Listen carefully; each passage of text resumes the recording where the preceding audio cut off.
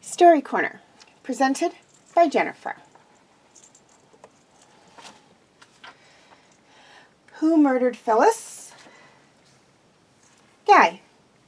He tried to implicate Heather by leaving a lipstick imprint on the second teacup.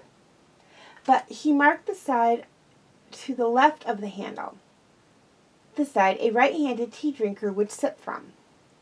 Had Heather been at the scene drinking tea, her print would have been on the right side, because she's left-handed. Now, for those of you who deduced the culprit correctly, very good job. For those of you who were a little off the mark, well, very good attempt. And you have another chance to catch the culprit starting right now. Held up at the jewelry store.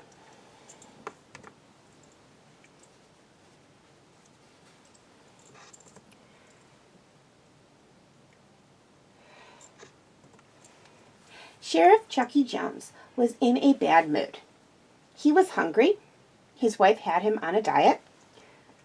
He was sleepy. His head had hurt all night. And the lady sitting in his office had been bossing him around since he was her 5th grade student. Besides all that, the paper didn't even mention that he was injured at the scene, he said, pointing at the headline, "Embezzler captured at campsite." Angela Potts smiled.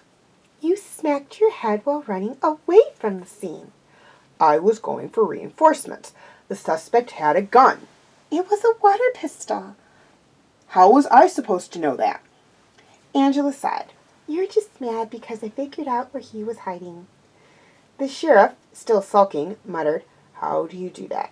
You think like a criminal."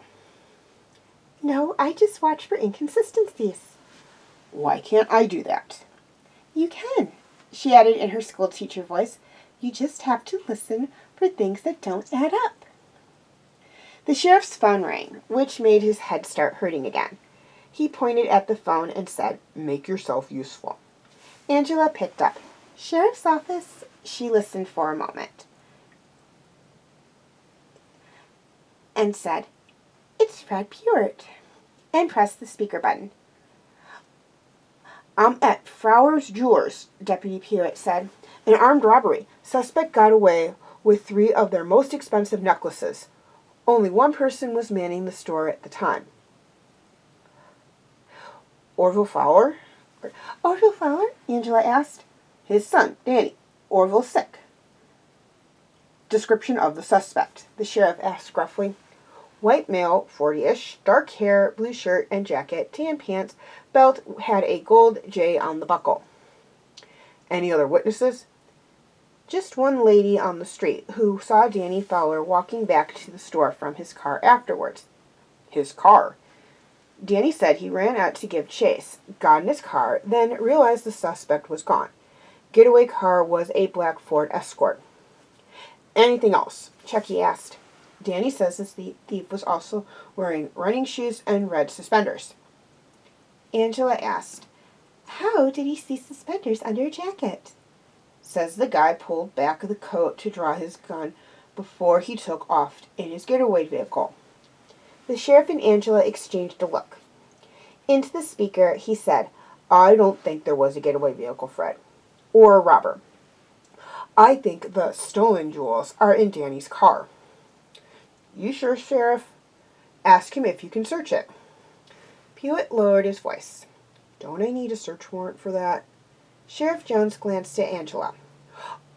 "Only if you mean to search it. You don't need one to ask him." They heard voices in the background, followed by sounds of scuffling and shouts. Several minutes later, Pewitt came back on. "When I asked, Fowler took off for the door. I caught him, and he started babbling that his wife made him steal the jewelry. Says she wanted a bigger house." "Well, he'll be in one shortly. Bring him in, Fred." What made Sheriff Jones suspicious? Write your answers in the comment question and tune in next time to A Practiced Hand for the answer.